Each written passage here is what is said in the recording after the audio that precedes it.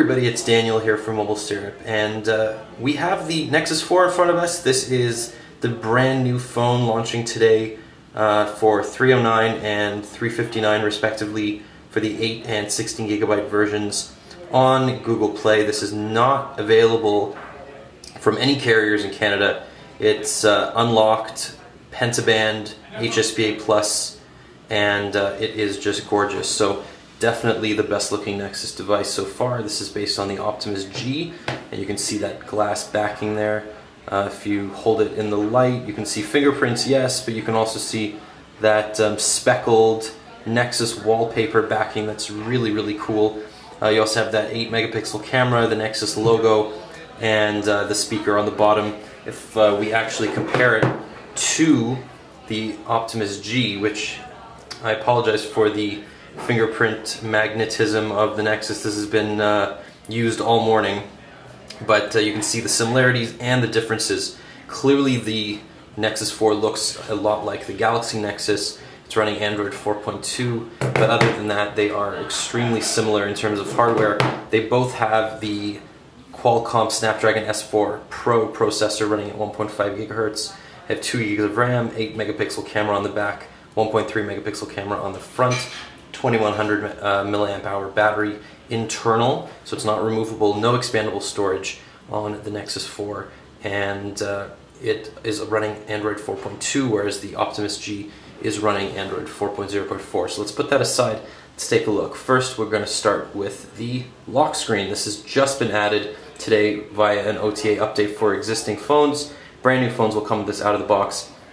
You no longer have the ability to go into the camera, no longer have the ability to shortcut into the camera by holding your thumb and going to the left or to the right. That just locks or unlocks the phone. Now what you do is you actually scroll to the right, like that, and that just launches the new camera app. You see you get to the settings by putting your thumb down, so it's kind of like that quick settings menu which came with Honeycomb as a Labs edition in first Android tablets. So if you hold down, you can switch the back camera. You can turn on the flash. It's a little bit awkward actually, but it works quite well. You can take photos. So it's very quick. And let's go to the home screen. So this looks very much like Android 4.1 Jelly Bean, but Android 4.2 has a few new additions. You can see here you have your quick settings menu, and that you can launch straight into the settings over here. If we go down to the bottom, you can see this is running Android 4.2, kernel 3.4.0, and everything else looks pretty much the same. You can see here, battery is going to be quite good, although with the Optimus G, it all depends on your usage. This will come with a bumper. I did notice that the Optimus G suffered from a bit of attenuation when held in the hand. Hopefully this does not suffer from the same thing, but you know, we'll have to put it through its paces and see what we can find. Everything else here is you know, Android 4.2, and what that means is, you know, subtle improvements. You have the new clock here, very beautiful, and there's a timer and an alarm. If we turn off the screen and go back to the lock screen, you can see that there are now widgets, so you can add calendar, digital clock, Gmail, messaging. These are widgets that you can add to your lock screen. So if I add my inbox here,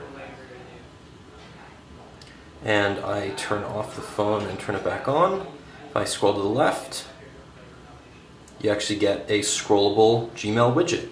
Now, you don't get there, you have to actually be quite forceful with your thumb. So, you know, just doing a subtle twist to the left won't do it very easily. You actually have to engage the screen and then scroll to the right, and that'll engage the camera, or scroll to the left respectively, and will engage the next widget. So that's a really nice addition. The quick settings menu, as I said, as well. You can also expand your notifications, and you can see here there's actually a timer notification that's been embedded here, so you can start and stop and reset it based on that. That's very cool. You also have that generally accepted multitasking screen here.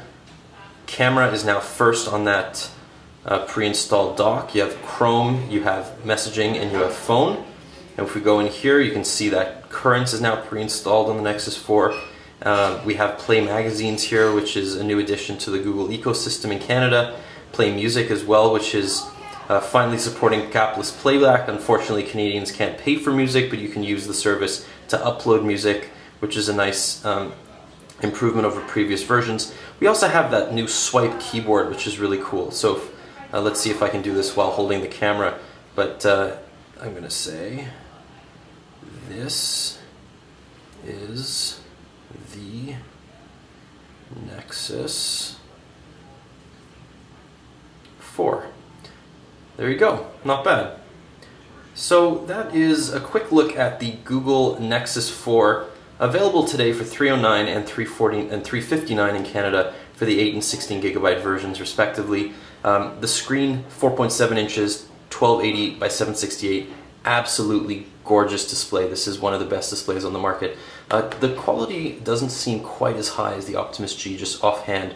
The sides here are made of rubber and don't give off that premium feel, but Google is certainly saving some money here, and they need to do so in order to sell the device for such a low unlocked price. The Optimus G is $129 on a 3-year term and $600 outright, so you can see that LG has incentive to spend more money on the Optimus G. But if we just put them down side by side, you can really see the lineage here, and the screens are fairly similar. I think they're almost identical. So, you know, same viewing angles, everything like that.